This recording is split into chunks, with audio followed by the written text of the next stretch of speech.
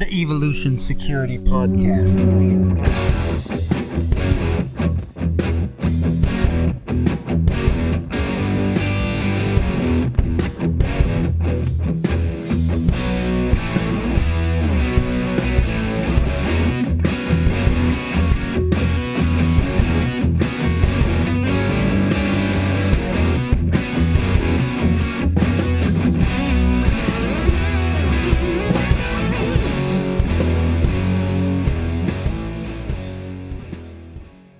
This podcast is brought to you in part by Tenacor. Tenacor is a gear manufacturing company building equipment that works. They have a law enforcement background and self-select into the hardest of training.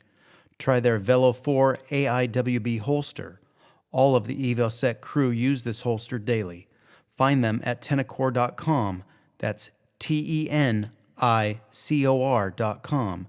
Use EvoSec for a 10% off at checkout. Again, the code EvoSec, EVOSEC, for 10% off at checkout. We have also recently partnered with Origin USA. Origin is a lifestyle company making jiu-jitsu gis, rash guards, boots, and jeans, and producing world-class supplements. They use cotton grown in the USA, woven on their looms, and stitched together by American workers, bringing back American manufacturing. Find them at originmaine.com. That's ORIGINMAINE.com. The EvoSec crew also uses and loves Origin gis and supplements. Enter EvoSec10 for 10% off at checkout. That's EVOSEC10, EvoSec10 for 10% off. This includes Molk, Discipline, and Joint Warfare, the Jocko-labeled brands. If you would like to find us online, visit evosec.org for promotions, upcoming classes, and events. Please go on and sign up for our newsletter. We will be running periodic contests to win products from our sponsors. Also find us on Instagram, Facebook, and Twitter at EvoSecUSA. That's EVOSEC USA. Lastly, we would love to hear from you. If you have questions, show topics, or comments, both good and bad, contact us at crew@evosec.org. That's CREW@evosec.org. All right, Aaron here with just one more quick thing. If you're interested in taking your shooting to a new level, and this is no joke, go to our website, evosec.org, and sign up for our newsletter. You'll be entered for a chance to win an autographed copy of KR Training's Strategies and Standards for Defensive Handgun Training by Karl, Rehn, and John Daub. Again, go to evosec.org and provide your email for our newsletter. We won't bombard you with emails or provide your email to third parties. You'll just get 2 or 3 actionable emails a month with tips, events, and contests. Also, please share our podcast with a friend or family member and ask them to subscribe. We greatly appreciate it because you'll help us reach more individuals with info that we believe is helpful and entertaining for those interested in health, a fulfilled life, and personal security. The only way to grow is other pressure. No pressure, no growth. Andre Galvan. So Andre Galvan is a 6-time ADCC or Abu Dhabi world champion. He is a multi-time Mundial and world champion in IBJJF and is an incredible instructor out of San Diego. Of course, he's from Brazil, but one of the things that I find real interesting about Professor Galvan is his teaching methods. They're very concise and, in a way, simple, but the incredible detail that he brings to his instruction is unbelievable. At some point, he's agreed to come on the show. We just haven't worked that out yet, but stay tuned for a later date. We'll have him on. I figured that would be a pretty good quote because we're going to kind of hit on something special from him later in the show. Hey, thanks for that quote, Eric.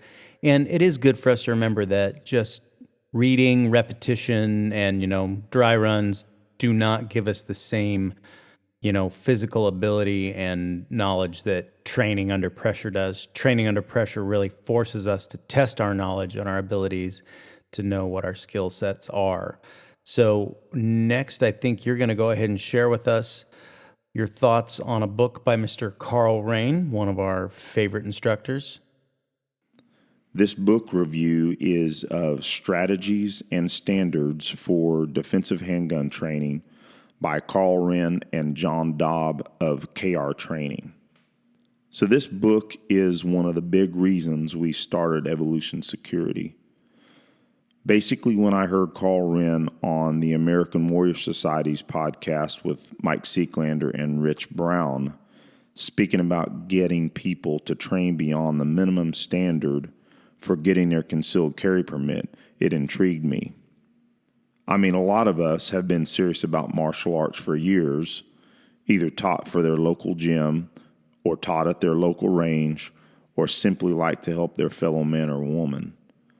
One of the points that stuck out to me is that he stated that there are a lot of national instructors these days, but there are not enough of them to reach the number of people carrying firearms or who want to carry firearms. So I ordered the book. Frankly, the book had a major impact on me.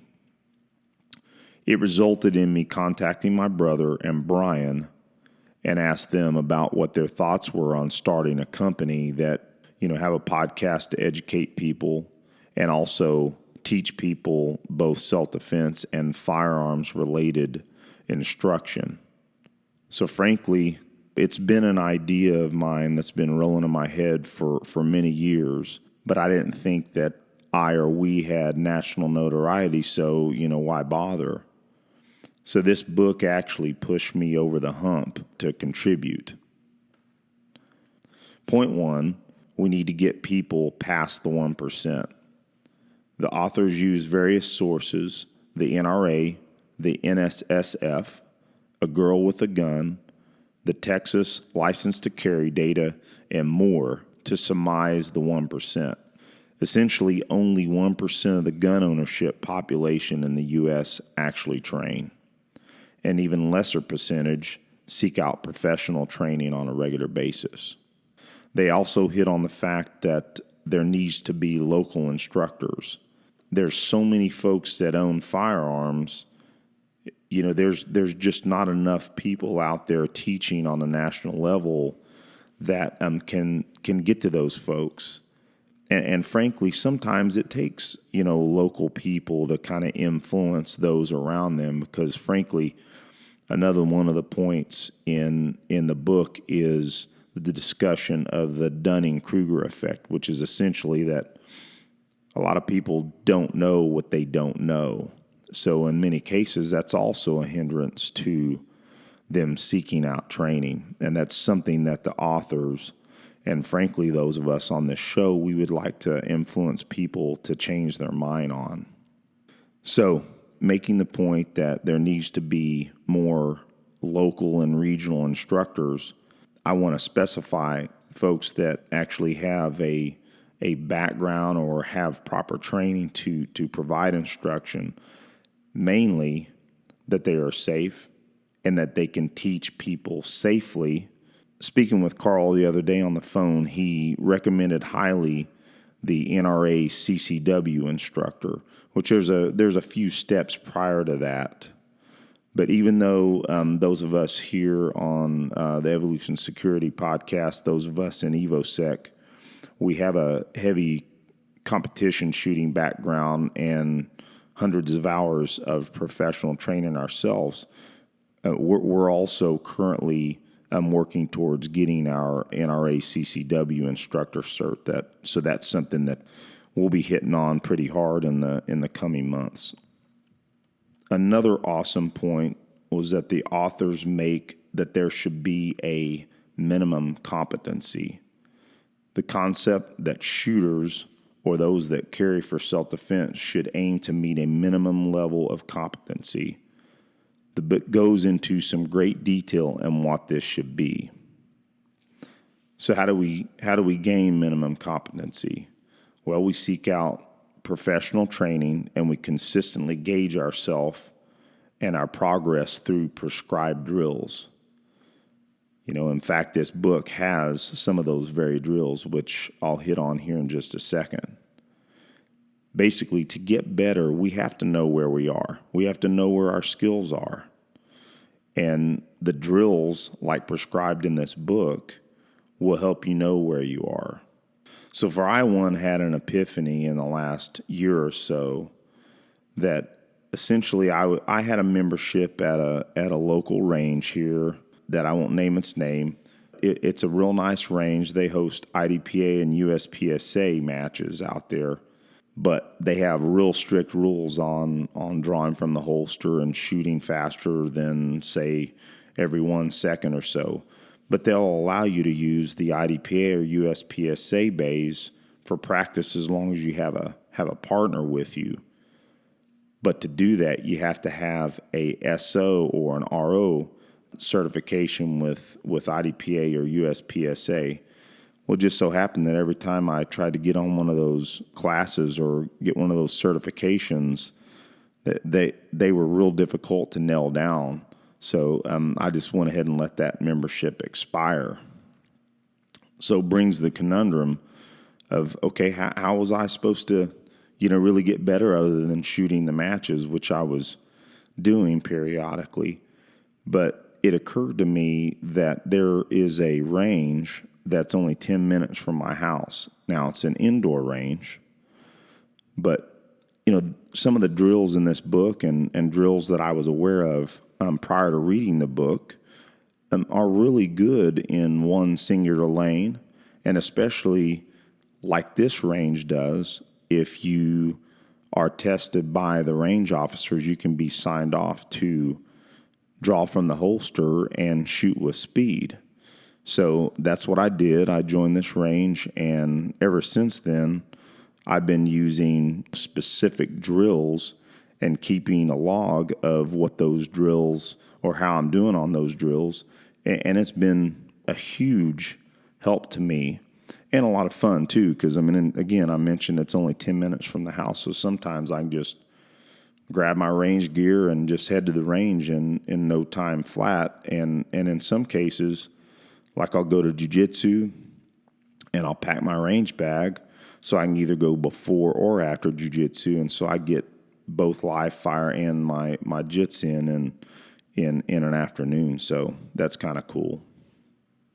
So one of the other sections in the book that I really liked is that Karl and John calculated, kind of based on a percentage of Grandmaster in USPSA or IPSC, what certain drills count as a percentage of GM.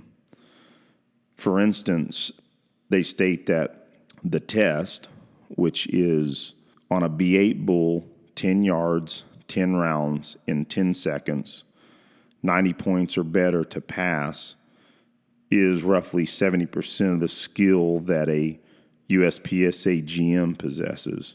So that's kind of cool how they did that with a lot of the drills, if not a majority of them. And I haven't named very many of the drills yet, so I'll just kind of hit on a few of them. One of them is the Todd Green fast drill, which of course we've prescribed on this show before. The IDPA 5x5, the Bill drill, failure drill, so on and so forth. So I'll just keep those at a few because, again, as I stated before, we want to push you guys to support these guys and get their book. Lastly, I want to point out that this book also prescribes the author's KR training 3-second or less drill, which is a really good drill. They go into the details on how they came up with this drill, but one of the big reasons I think it's real valuable is because it covers a litany of skills. It's only in 2 ranges, and that's 3 yards and 7. And it also is only 1 par time. Everything's done in under 3 seconds. So, and I didn't mention it's it's prescribed on one target, either a KR target or an IDPA or IPSC target. So again, it's easy to implement. So check that out in the book as well. So with that said, that kind of covers what I wanted to hit on in the book. Please go to KR Training's website. It's krtraining.com and purchase the book. Also support them by checking out their training schedule and enrolling in some of their classes. You know, they're excellent instructors, and as a matter of fact, we're definitely going to be hosting them at one point as well, so we look forward to that. So we're going to kick off a new segment or theme called Our Best Most Recent Purchases. Sometimes on podcasts, gear discussions get a little bit trite, so we want to do this a little differently. Kind of in the light of Tim Ferriss, the Tim Ferriss podcast or the Tim Ferriss show. He kind of hits on like $100 or $50 purchases that have impacted him, and so we're going to kind of treat it that way. So what I'd like to start with is a new video or set of videos by Andre Galvan called Passing the Modern Guard. That's off of BJJ Fanatics. It cost me $170, which, is a little bit expensive, but I would say it's got about 6 to 8 hours worth of super high quality details and instruction. I mean, even just watching about an hour and a half, maybe 2 hours total, I've been taking notes off of a lot of the details, and I look forward to implementing some of the techniques in class over the next couple of days. And I also have a training partner I started working with that we're going to work on a lot of a lot of it as well. I'll just hit on this. I think a lot of people do not realize the efficacy of video instruction. I've heard it said like this: when you see a skill executed, essentially your brain sees that as your own repetition. I can say that I've seen videos, say on YouTube or an instructional video, and lo and behold, that evening at class, I pull off that technique or at least something very close to it. So that to me is some decent evidence. I know it's just myself, but I know there's a lot of folks that I know that are at the highest levels. I mean, black belt, high level, that see the value of video instruction. So, you guys go out there and invest in some videos if you want to help with either your jiu-jitsu, your striking, or whatnot. There's awesome shooting videos out there too. I mean, I can think of a number of instructors that we've either trained with or are going to train with. I can name one for sure is Frank Proctor's videos. I've got a couple of those, and they are incredible. So, seek that stuff out as well. So I think that closes me out for my best purchases recently. So I'll go ahead and hand it off to Brian. Hey, Eric, thanks for sharing that with us. And I do appreciate you pointing out that sometimes that price point may seem a little high for just some videos, but man, I can't imagine getting that amount of volume of stuff for a lower price, because that is not easy to produce or distribute that much material. That's hours of content, and I think in the long run you'll probably benefit far more than what you spent. So I good on you for doing it.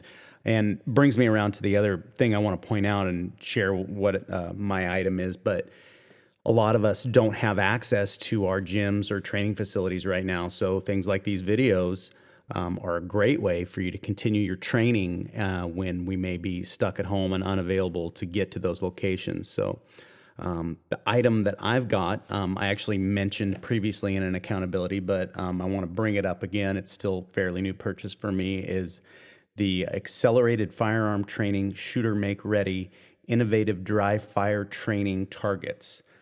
These are targets that read the red laser off a SIRT pistol. So they're about 3 inches by 3 inches, and they can actually detect where on the target you hit.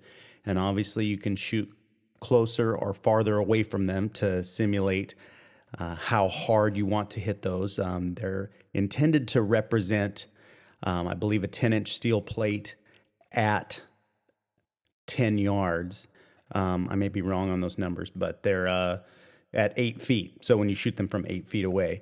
Anyhow, obviously you can go closer or farther, but these things are internal battery that you charge with a USB.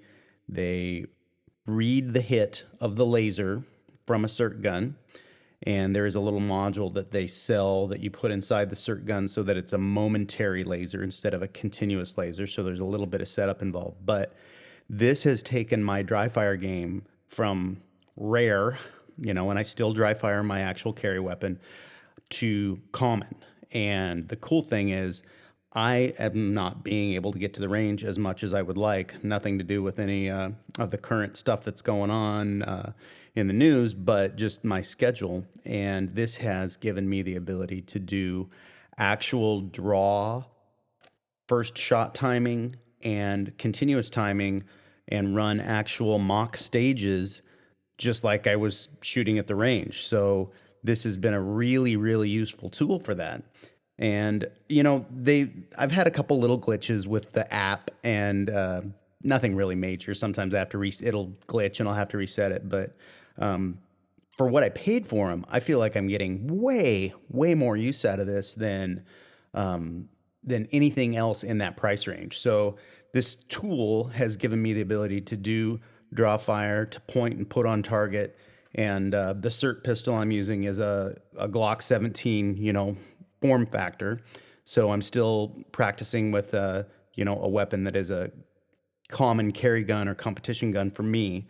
So it's really not the same as live fire, but it's about as close as I can get for actually getting impacts and reading the trigger break time and draw time, because the app that's on the phone actually gives you a shooter make ready and a start horn. So you actually get your first shot timing and then your split timing. And you can even go back and review your targets and look where on the target that you broke the trigger. So pretty freaking cool, man. And the laser is aimable on the gun, so you can actually tune the sights to the laser. So I've had some people wonder about that. If you're gaining muscle memory with a bad registration, that can be concerning. But you definitely you can get this to match your own pistol too, so that you're hitting in the right spot. Anyhow, so that's my item. But to expand on that at-home stuff a little bit, don't stop your training. Definitely keep dry firing. Get to the range if you can. I know a lot of us have noticed some stuff vanish in the stores, so we're maybe going to reduce our live fire here over the next few months while we wait for them to restock. And those are things that, this really can become some of these skills, that are perishable. We need to stay after them and try and do the most we can to mitigate that.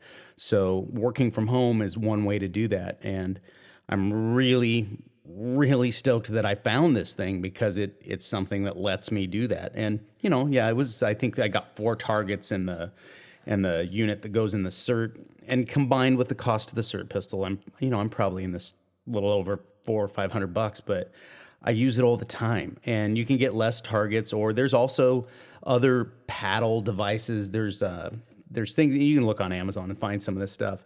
There's little laser indicators that actually will show your hit, and that are far less money. You just lose the timer function, and that's what I was most excited about with this product, is actually being able to time draw stroke and stuff like that from a non-live fire situation, because that's something I've never had access to before.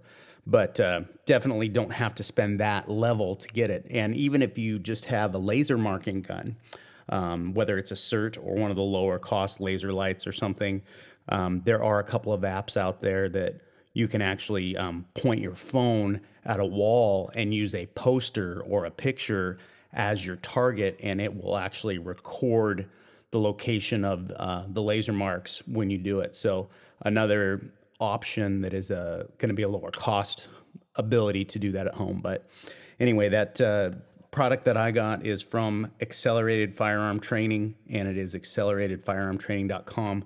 Again, they didn't give me any money or anything for this, but it's something that I found that seemed to be the most bang for the buck for the options and features it does, because it's the only one I'm aware of that's actually allowing you to do that timer and actually get that draw stroke count to that trigger break. So anyhow, that's my item. What do you got for us, Aaron? Well, I just have to say, guys, this is pretty fun. It was a good idea to go ahead and hit on some recent gear, because we don't talk a lot about gear, but we are still gun guys and have fun buying new gear. Now, I commend you guys, Eric and Brian, for talking about your new training tools, but I'll be honest, I'm going to go ahead and get a little gear happy on the audience here. My item that I'm going to talk about is a new scope I got for my main carbine, which is a BCM 14.5.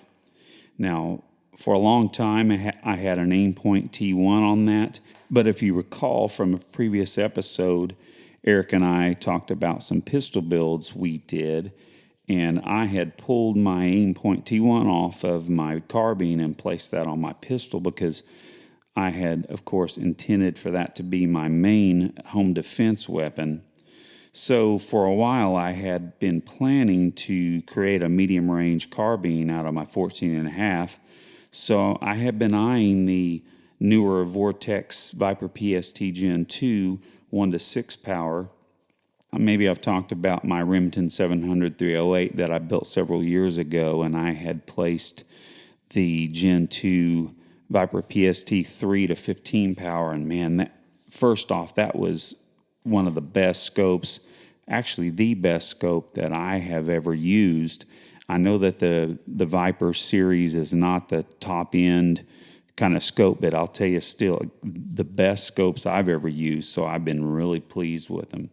So on this, on the Viper PST 1-6, it has a lot of the same features as that higher price point Razor 1-6, namely they have the same objective lens housing, and they're both first focal plane. Now mine, I chose the MRAD reticle and the MRAD adjustments. It has nice clear glass, I can say that, and one of the main things that I love about it, it has the largest and most forgiving eye box I've ever seen. And when you have that on 1-power, there's a little bit of parallax that you have to deal with, but not much.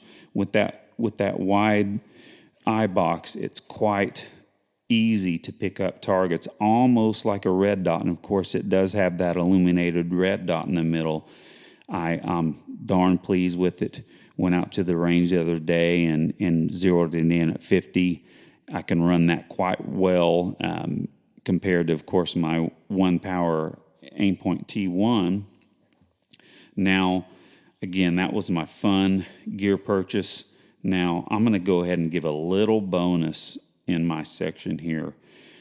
Recently at an IDPA match, I don't remember exactly what I needed it for, but I needed a screwdriver for something, and I had to hunt down one from a buddy, and I have a really nice Charade multi-tool that sticks around in my go bag, but to be honest, I don't care. I already carry enough stuff on me, so I didn't want to add a multi-tool to the package. So I went ahead and did a little research, and I found this really cool SOG Mac-V tool. Now, I have it here on my key fob for my car. Now, it's really interesting. It's this little black flat tool that, of course, fits in your pocket, and it has several tools on it. And the interesting thing is it looks like a skull. It looks kind of cool. Now, of course, it has the usual suspects like a small screwdriver, a small flathead, and a small Phillips. It's got a nice little nail pry.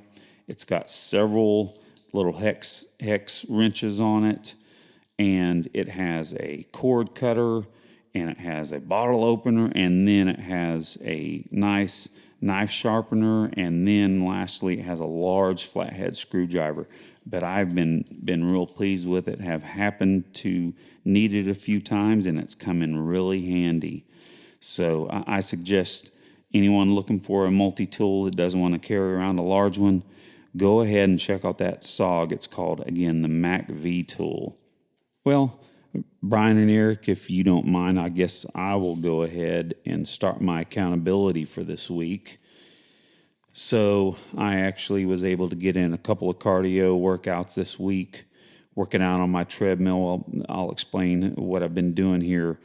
I'll start out on my treadmill and warm up a bit, and then I will do a handful of mobility and nerve flossing exercises to get my body even more loosened up, and then I'll walk on the treadmill for another 10 minutes at a decent speed, and then I will dry fire, and then and I'll do that pretty heavy, and then I will get back on the treadmill for another 10, 15 minutes, and then I will take a break and do some body weight squats and some pull-ups, and I'll repeat that for a good while. And again, so I did 2 of those this week.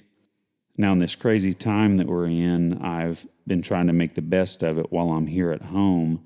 So I've been hitting the books pretty hard, a lot harder than I have in a long time.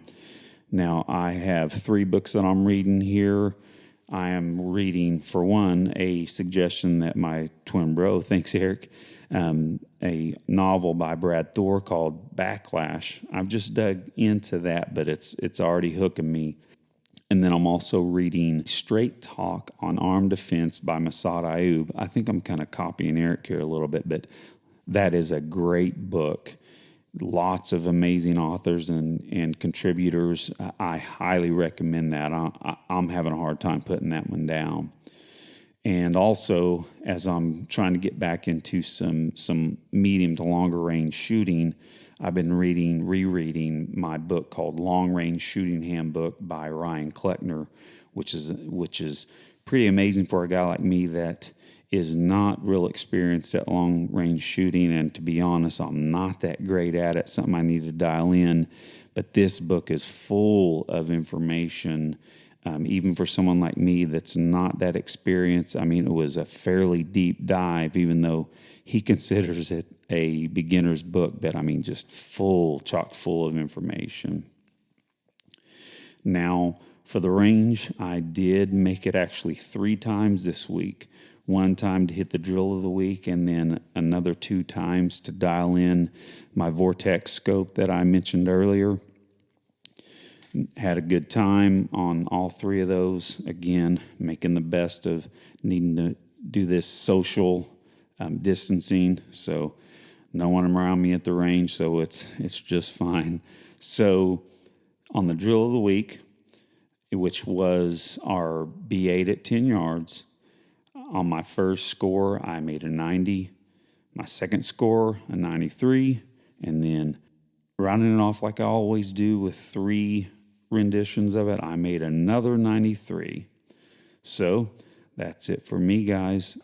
How about you, Brian? Thanks, Aaron, and I'm just going to call myself out to begin with. I did not make it to the range this week, so I've got no live fire. Again, bad on me, but as I shared earlier in the product that I got, it's helping me to up my dry fire game. So I did get a couple of dry fire sessions in this week. Spent some time on it. I know a lot of times when I just dry fire my pistol, I'll just get, a few reps in 3 or 4 minutes, but I actually spent a good half hour with my accelerated firearm training laser targets this week a couple of times. So that was awesome. I did get some weightlifting in this week. Of course, all of my jiu-jitsu and CrossFit classes are currently suspended for the near future, but I do own barbells and I do have a rower, which if you have access, a rower is an excellent at-home device. So I'm doing my workouts at home. Fortunately, our gym is still publishing a work-at-home WOD and publishing the barbell training that I'm part of, and that's American Muscle Weightlifting, and they are actually publishing the program on our members page so that we can actually have access to that at home. That way we can continue on the same, on the same cycle without missing out or having to start from scratch. So very cool to be able to do that stuff at home. I may be modifying some of the exercises and or weights because of the fact that I don't actually have a rack here currently. So I'm not dealing with any more weight than I can clean, but I may increase the reps or the weights. So I did get, again, 2 weightlifting sessions in, and I have been using the rower for cardio, probably not as much as I should be. I'm going to try this week to get that ramped up a little bit. I have been a bit lazy, dealing with some stuff from work and whatnot, not actually getting after it the way that I would, where if I was just going to the gym, 2 to 4 times a week like I'm used to, that being taken away from me has really disrupted this, and I want to focus on getting that back because there's no reason I can't do that. So one other thing I want to call out on accountability is been more adamant about getting my vitamin regimen standardized, because it's something that I'll forget, for a couple days, and then I'll take them and I won't take them. And I think that especially in these winter months that we're just coming out of, and still, definitely not warming up yet, but just staying on top of normal supplements really helps my mood, let me tell you. And the vitamin D is a huge one. And if anybody's living in any of these parts of the country where it's dark a lot of hours still, or you're inside a lot, or your current situation is going to wind up having you inside more than you used to be, I'd highly recommend vitamin D. And boy, the giant bottles at Costco, you just can't beat. So those are something that I use daily and recommend. So that's probably all I'm going to share for now, but I'll hand this off to Eric, and he's going to tell us what he's been doing. How you doing, bud? Thanks a lot, guys. So for my accountability this week, I had 3 early morning workouts. I had one workout where I kind of changed things up. I combined cardio, so that's regular cardio, around 120 to 140 beats per minute, cardiovascular training, along with mobility and solo jiu-jitsu drills. I kind of saw this as a way for me both to, break up the monotony, but also to continue to help me to move better for my jiu-jitsu as I've been, healing and feeling a lot better. And, so I wanted to kind of increase my capabilities and movements that I haven't been able to do for quite a while. So I'm going to certainly maintain that methodology quite a bit. I also had a couple of strength and conditioning workouts where it was a combination, both workouts that is with dips, barbell movements, and chin-ups. So I had 2 jiu-jitsu classes. One of them, the black belt, taught side control methods and theories, and a couple of submissions. That was kind of cool. Haven't done a lot of topside stuff recently, so that was really good. Also had one class at another location where I was a guest, and I knew the instructor that was going to teach. I met him at the chow hall, and he said, yeah, we're going to do some X-Guard tonight, and I was real excited about it. But he did warn me. He said that it was possible that work was going to keep him from being able to teach. So I showed up, and he was not able to make it. So we're standing around, kind of folks waiting to start up, and for the with the lack of leadership or an instructor, I just decided I'd speak up and ask if anybody had any issues with me maybe carrying on the X-Guard, because that's something I've been working quite a bit recently. And I had some of these younger guys look at me like, who's this guy? To their defense, they didn't know me from Adam, other than, I'd been in there quite a few times, but, to them, I was just another guy in the class. So they reluctantly agreed. I started warming us up, and then some young guy that clearly was a wrestler, didn't have as much jiu-jitsu experience with me, just starts taking over the warm-up. I guess he was trying to mitigate me teaching the class, I guess. But anyway, so I just let it roll off my back because I was a guest. And anyway, we get we get done with the warm-up, and he kind of turns to me to see what I want to do next. But then says, well, I think everybody just wants to roll, so let's go ahead and roll. And I was like, well, all right. So we did 2-minute position sparring, which was a good call on his part. But I'll just make this point, guys. Not everything's rolling. Drilling's extremely important. So, but being around a bunch of younger guys, I mean, that's everything to them is rolling. So. But I did end up having a real good time and got some good rolls in, especially when we started from a full back take. That's something I enjoy because that's something I do okay at. So not that that's what I had a good time for, but it was just a good thing to be able to practice at. So I had 5 dry fire sessions, and I kind of focused on the Todd Green fast drill again, and the KR training 3 seconds or less as my base drills. So I mentioned the 3 seconds or less earlier, but I just went ahead and hit on that again. So that kind of makes my accountability for the week. I'll go ahead and move on to the next drill of the week that we're going to prescribe, and kind of hitting with the theme that we had last show. Is we're going to stick with the B8 bull, and we're going to move to 15 yards, slow fire groups. That's it. No time. We decide we're gonna eschew the timer for a little while. So 15-yard groups on the B8 bull. So get out there and shoot that, and we'll all come back with some accountability. Well, folks, I think that does it for the week. Until next time, let's go ahead and keep washing our hands out there and being smart about trying to avoid getting sick. And you guys stay safe out there. Take care.